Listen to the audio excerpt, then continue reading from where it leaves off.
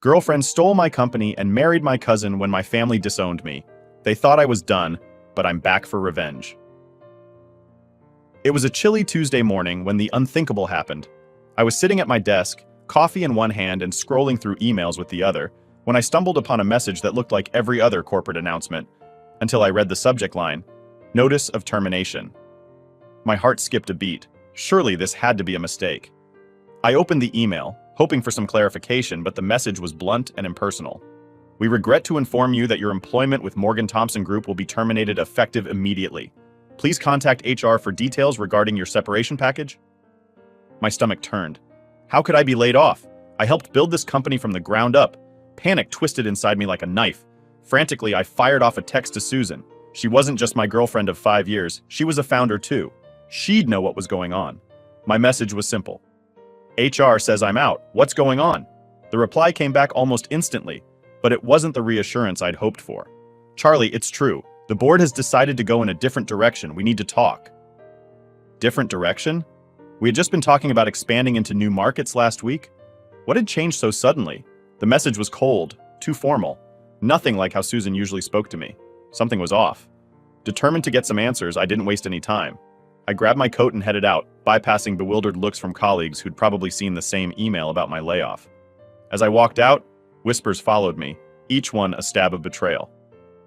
I reached the hotel where the company was hosting a lavish event that evening, an odd choice for a company supposedly cutting costs. The lobby was buzzing, filled with chatter and the clinking of glasses. I spotted Susan on stage, radiant and confident, addressing a crowd of eager listeners. She was painting a rosy picture of the company's future, promising growth and prosperity. It felt surreal. My anger simmered as I made my way through the crowd. The air crackled with tension as people started to notice me. Their expressions ranged from sympathetic to outright scornful. I didn't care. All I wanted was to confront Susan. As I reached the stage, her smile vanished, replaced by a cold glare. "Security," she snapped, her voice cutting through the murmur of the room. How did this riffraff get in? Ignoring the sting of her words, I demanded, "Susan, why am I laid off?" The question hung heavy in the air. Whispers rippled through the crowd, laced with mockery. "He really thinks he's the boss, huh? How does he have the nerve to talk like that?" Someone muttered under their breath. "Yeah, just a guy who relied on his girlfriend. Wearing a suit doesn't make you important," another voice chimed in. My blood ran cold. I'd always prided myself on keeping a cool head, but this blatant disrespect was infuriating. Susan, aware of the murmurs, spoke in a clipped tone, her words slicing through the tense air. "That's right, Charlie. You've been fired, and you are no longer welcome here." Her voice turned steely. "As we move towards an IPO, we need to streamline operations. You, unfortunately, are no longer a part of that vision. But everyone else," she continued, her voice taking on a saccharine sweetness, "raises and promotions are coming your way." Cheers erupted from the crowd, a stark contrast to the icy knot forming in my stomach. Security guards, summoned by Susan, started toward me. As I was ushered out, a cowardly kick landed on my leg from behind. A woman's voice, dripping with disdain, echoed in the hallway. "Just a freeloader. Good riddance. At least Susan's got brains without him weighing her down. She'll make a fortune." Outside, the winter air was a cold mirror to my own heart. Susan and I had built Morgan Thompson Group from scratch after graduation. I had poured my blood, sweat, and tears into this company. Now, because I lacked shares and held only a facade of power, I was expendable. Laid off from the company I had helped create, there was no way I was leaving without answers. The next morning, the company felt like a stranger's territory. My office, once a space that hummed with my energy, was now occupied by someone else. In the corner, a few boxes awaited me. Inside were my laptop, framed photos, and the remnants of my professional life.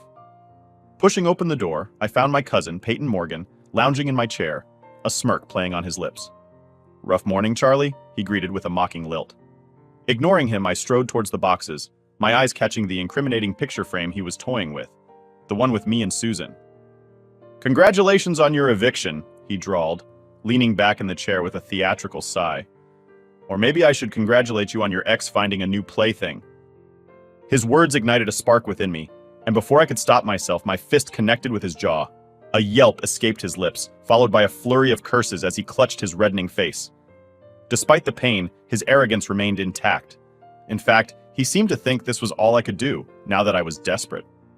"Nice one, Charlie," he sneered. "You've got nothing left now. Let's see how you fend with empty pockets." A cold anger settled over me. Someone with nothing to lose has nothing to fear from someone who has everything to protect, I countered, leaving him spluttering in the stolen chair. The whispers that greeted me as I walked through the corridors felt like a swarm of hungry mosquitoes. If they enjoyed gossip so much, maybe I should have fired half of them when I had the chance.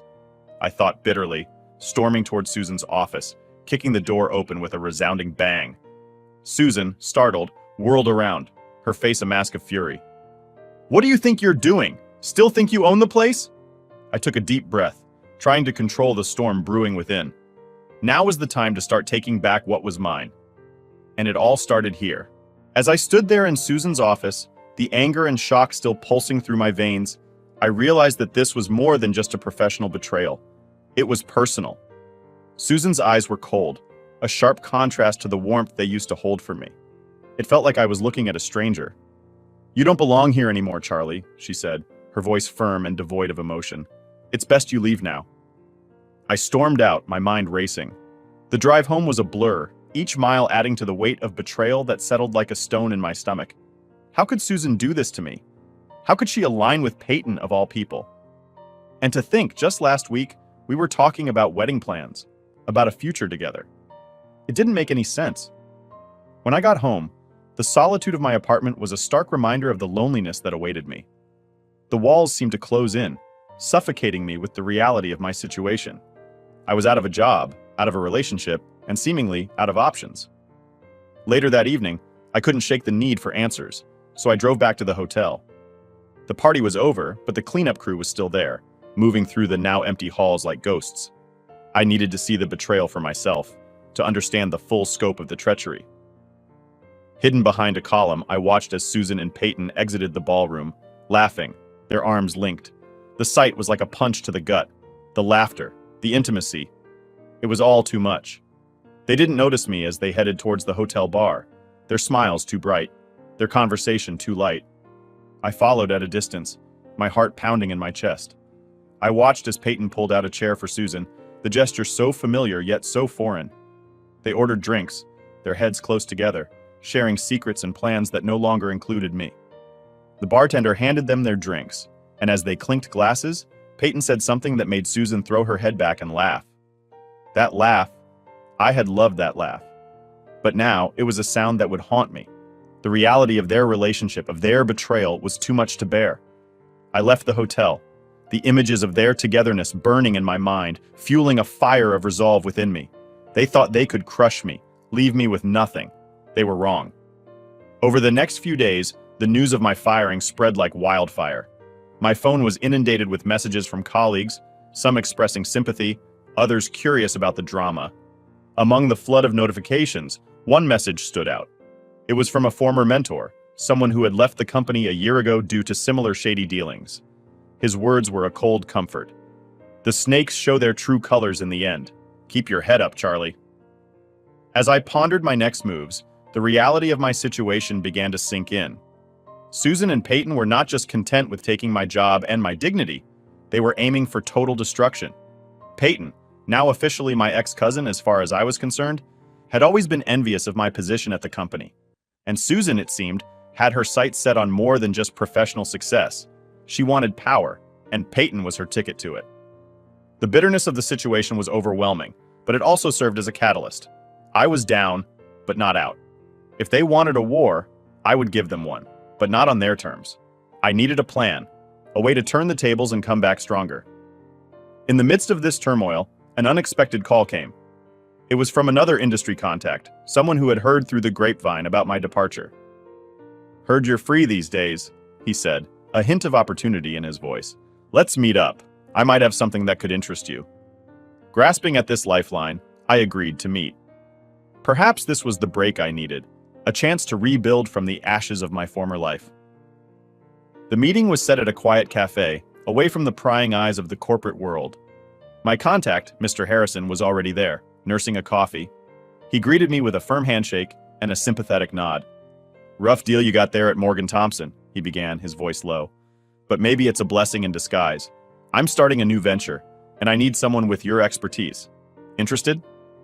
The offer was like a breath of fresh air, a chance to start anew. We talked for hours, hashing out details, planning strategies. By the end of the conversation, I had a new job, a new purpose. I was going to build something even bigger and better than what I had at Morgan Thompson. And this time, I would be in charge, with no Susans or Peytons to stab me in the back. As I left the cafe, a plan forming in my mind, I felt a renewed sense of purpose. Susan and Peyton had made a grave mistake in underestimating me. They had taken my job and tried to take my dignity, but they couldn't take my spirit or my resolve. They thought they'd crushed me, left me with nothing. They were wrong. Now, I was back to claim everything they thought they had stolen. The company, the power, the revenge. And it all started with this new opportunity, this new beginning. As the sun set over the city, casting long shadows down the bustling streets, I felt the weight of the past days lift slightly. The battle was just beginning, and I was ready. After securing a new venture that promised a fresh start, I drove back to my apartment feeling a mix of relief and unresolved anger. The streets were quiet, mirroring the turmoil inside me, a turmoil that wasn't just about losing a job or a girlfriend, but about betrayal from those I trusted most. Back at my place, the silence was deafening. The walls of the apartment, once filled with laughter and dreams, now echoed back my solitary footsteps. It was here in this empty space that the full weight of the past week's events truly hit me. I slumped onto the couch, my head in my hands, trying to wrap my mind around the swift turn my life had taken. The next morning was tough. Waking up without a job to go to, no emails to check, no meetings to attend, it was a stark reminder of my new reality. I felt adrift, like a ship without a rudder, tossed about by waves of uncertainty and frustration. I tried to keep busy, to keep the dark thoughts at bay. I cleaned the apartment, did the laundry, anything to stay moving. But every task was punctuated with painful reminders of Susan and the life we had planned together. Every corner of the apartment, every item we picked out together, felt tainted. Later that day, as I was sorting through some old business cards, I came across Susan's. The sight of her name, her title next to mine, twisted the knife a bit deeper. In a fit of anger, I ripped the card to shreds. It was a small petty act, but it felt good. It felt like I was taking back a little control. But anger and petty revenges didn't fill the void for long. I needed to face what had happened head on, to understand why. I needed closure. I picked up my phone several times, thumb hovering over Susan's contact, but each time I put it down again. I wasn't ready to hear her voice, not yet. That evening, I forced myself to go out for a walk, to get some air. The city was bustling around me, life moving forward unabated. Couples walked hand in hand, people laughed, the world kept turning. It felt unjust. How could everything just carry on when my world had stopped? As I walked, I passed the cafe where Susan and I had spent countless hours planning our future. The sight of it was like a punch in the gut. We used to sit by the window, laptops open, discussing strategies and dreaming big. Now, those dreams were dust. I kept walking, not really knowing where I was going. Eventually, I found myself at a small park we used to visit. I sat on a bench, the cold metal biting through my coat, and watched as a young family played nearby. A father tossed his daughter into the air, her laughter ringing through the air. It was a stark contrast to the silence of my apartment, the silence of my life now. It was there, on that cold bench, that the reality of my isolation truly sank in. I had lost more than a job and a girlfriend. I had lost my support network, my confidants, my future. The pain of that realization was overwhelming, and for the first time since this whole mess began, I let myself really feel it. The tears came then, hot and unchecked. I cried for what felt like hours, for everything I'd lost, for everything that had been taken from me. But as the tears dried and the initial wave of grief passed, a new determination filled me. I was down, but I was not out. I had been betrayed, yes, but I was still here. I was still standing, and I was angry. Angry enough to fight back. Angry enough to reclaim what was mine. I walked home with a new resolve. Susan and Peyton had tried to take everything from me, but they had underestimated my resilience. They thought they had left me with nothing, but they were wrong. I spent the next few days diving into the new opportunity Mr. Harrison had offered. It was hard, starting from scratch, but it was also invigorating. I was building something new, something mine, something that no one could take from me. After weeks of relentless work and networking, my new venture began to take shape. Each morning, I woke up with a purpose, fueled by the determination to not just rebuild, but to surpass everything I had lost.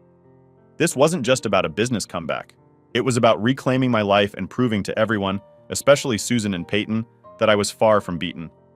I rented a small office in an unassuming building downtown. It wasn't much to look at, with its stark white walls and fluorescent lights, but it was mine. I set up my desk near the window, overlooking the busy street below, a constant reminder of the bustling world I was fighting to make a mark in again. My first major task was to solidify the team. I hired 2 interns, both fresh out of college, eager to make their mark in the tech world. Their enthusiasm was infectious, and it reminded me of myself when I first started. We spent long days and nights brainstorming, coding, and planning. We were building something from scratch, and the energy in the office was palpable. One morning, as I was reviewing our progress, my phone buzzed with an email notification. It was an invitation to a major industry conference, one where I had been a speaker the previous year. My heart skipped a beat. This was my chance to step back into the spotlight, to show the industry that Charlie Morgan was still a force to be reckoned with. Preparations for the conference consumed me. I worked on my presentation every night, refining my speech, making sure every slide was perfect. This was more than just a presentation. It was my public comeback, and I couldn't afford to miss the mark. The day of the conference arrived faster than I expected. As I stood backstage waiting for my turn to speak, my stomach was a knot of nerves. I peeked out at the audience, spotting several familiar faces. Industry bigwigs, former colleagues, even a few from Morgan Thompson Group. My hands trembled slightly, but I clenched them into fists, steadying myself. This was it. When my name was announced, I stepped onto the stage, the lights blindingly bright. I took a deep breath and began to speak. My voice was clear, confident. I talked about innovation, resilience, and the future of technology. With each word, I could feel the room's energy shifting. The audience's interest peaked. After the presentation, people crowded around to talk to me. Old connections were rekindled, and new ones were formed. Several attendees expressed interest in my new venture. It was exhilarating. The conference was a blur of handshakes, business cards, and promising discussions. By the end of the day, my phone was full of new contacts and potential leads. The comeback was in full swing. Back at the office, the mood was jubilant. I shared the success of the conference with my team, and we celebrated into the early hours of the morning. It felt like we were on the brink of something big, something transformative. Over the next few months, our hard work began to pay off. We secured our first major contract, a project that was not just lucrative, but also highly visible. It was the break we had been waiting for. The project was challenging, requiring all our skills and resources, but we were up for it. Every milestone we hit was a step away from my past failures and a step towards a brighter future. As our reputation grew, so did the business. We moved to a larger office, hired more staff, and began to attract attention from bigger players in the industry. It was a heady time. I often found myself working late into the night, driven by a mix of fear and excitement, fear of failing again, and excitement at what we were building. One late evening, as I was leaving the office, my phone rang. It was a number I didn't recognize. Hesitant, I answered. It was a headhunter, representing a major tech company. They had heard about my recent success and were interested in discussing a potential acquisition. My heart raced. This was the big leagues. We arranged to meet for coffee the next day. As I sat across from the headhunter, listening to him outline their proposal, it felt surreal. Here I was, less than a year after being betrayed and ousted from my own company, discussing multi-million-dollar deals. The meeting went well, and as I walked back to my office, I couldn't help but smile. It was a vindication of all the hard work, the long nights, the doubts, and fears. I had made it back, not just to where I had been, but to somewhere better, stronger. That night, I stood by my office window, looking out over the city. The lights twinkled below, each one a reminder of the possibilities that lay out there. I thought about Susan and Peyton, about the hurt and betrayal. They had tried to break me, but they had unwittingly forged me into something stronger. I wasn't just back, I was better than ever. And as I turned from the window, back to the plans and projects that covered my desk, I knew that this was just the beginning. The real work, the real fight was still ahead. And I was ready for it, more ready than I had ever been. The next few weeks after the meeting with the headhunter were a whirlwind of activity. Our team expanded, bringing in new talent to manage the influx of projects that had begun to pour in. With each new client and successful project, my company was cementing its reputation as a rising star in the tech industry. One morning, as I was reviewing project reports in my now much larger office, I received an email that caught me off guard. It was an invitation to an exclusive industry gala, typically reserved for the heavyweights of the tech world. The kind of event where deals were made and futures were decided over hors d'oeuvres and champagne. Being included in this was a sign that I had truly arrived back on the scene, not just as a survivor, but as a contender. As the gala approached, I prepared meticulously. This wasn't just another networking event, it was my reintroduction to the elite, many of whom had witnessed my fall. I chose my attire carefully, a sharp modern suit that signaled confidence without ostentation. I was ready to face the past, including any encounters with those from Morgan Thompson Group. The night of the gala, the venue was spectacular, bathed in soft light, with live music setting a celebratory tone. I mingled, exchanged pleasantries, and gradually made my way through the room. The conversations were light but laden with opportunities, each handshake a potential gateway to new ventures. Halfway through the evening, I spotted Susan and Peyton from across the room. They were as poised as ever, Peyton with his charming smile and Susan with her calculated grace. Watching them, a part of me recoiled, remembering the pain. But another part of me, the part that had fought back from nothing, felt a surge of triumph. Here I was, on my terms, successful despite their schemes. I made a decision not to avoid them. Instead, I walked directly towards them, my approach confident. Their smiles faltered slightly as I neared, a clear sign they hadn't expected to see me in such a place, at least not so soon.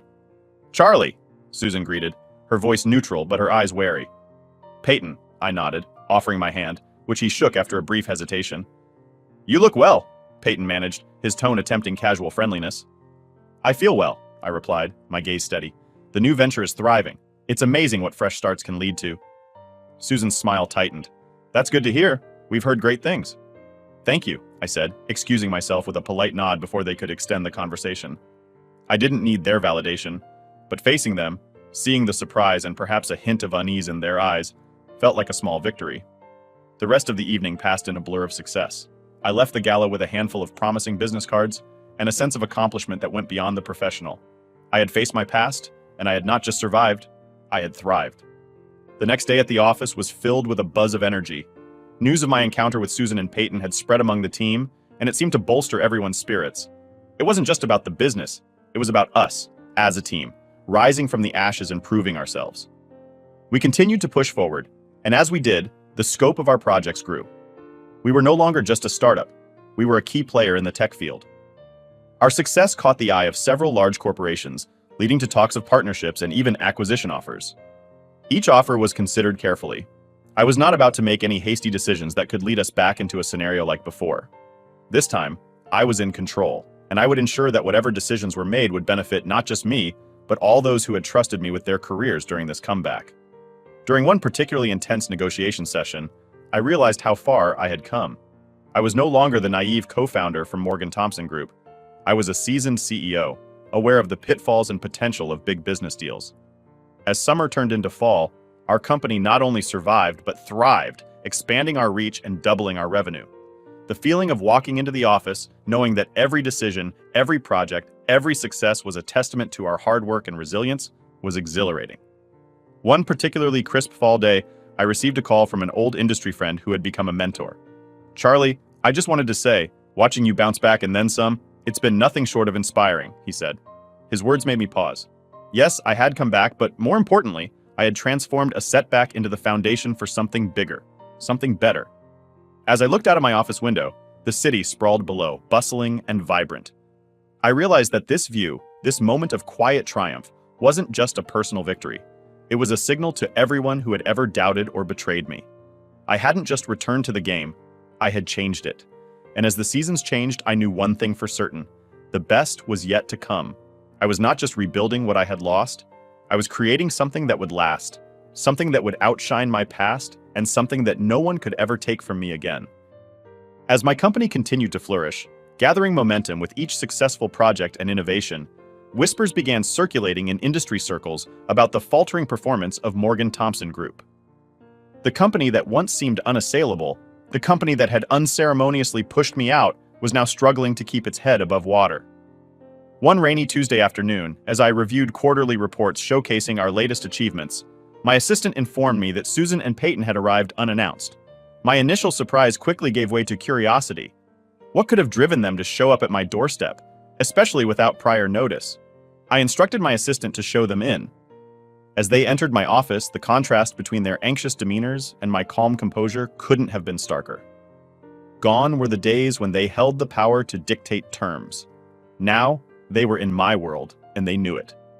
"Charlie, thank you for seeing us on such short notice," Susan began, her voice lacking the confidence it once carried. Peyton looked equally uneasy, avoiding my gaze. "We'll get straight to the point," Peyton interjected. "Morgan Thompson Group is in trouble. We've hit a rough patch financially, and several of our key contracts are in jeopardy. We need your help." The irony of the situation was not lost on me. I leaned back in my chair, considering their words. Here they were, the architects of my past downfall, seeking salvation from the very person they had once discarded. "I see," I said slowly, letting the silence hang in the air for a moment.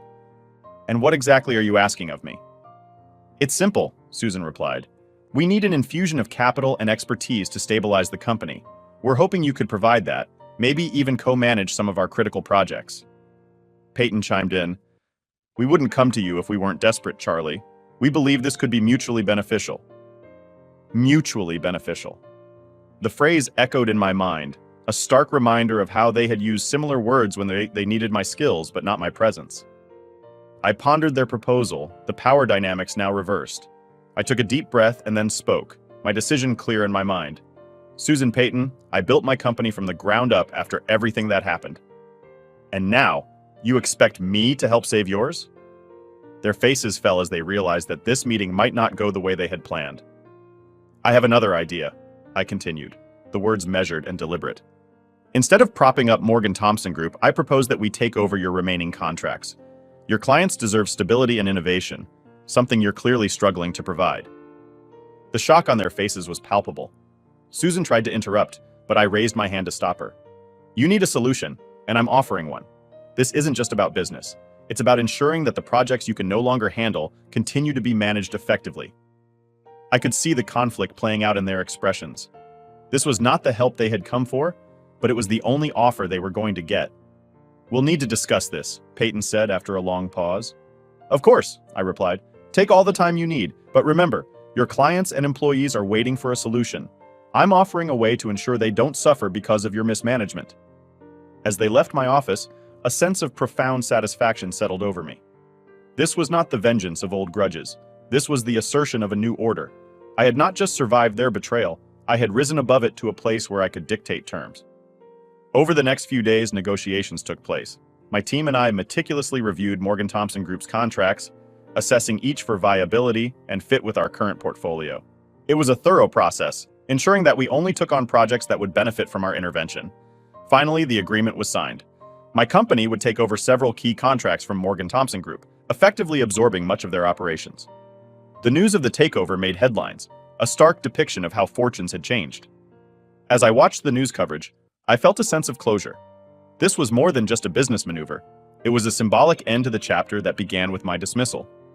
I had not only rebuilt my life, but had also ensured that the narrative of my career was one defined by resilience and strategic prowess.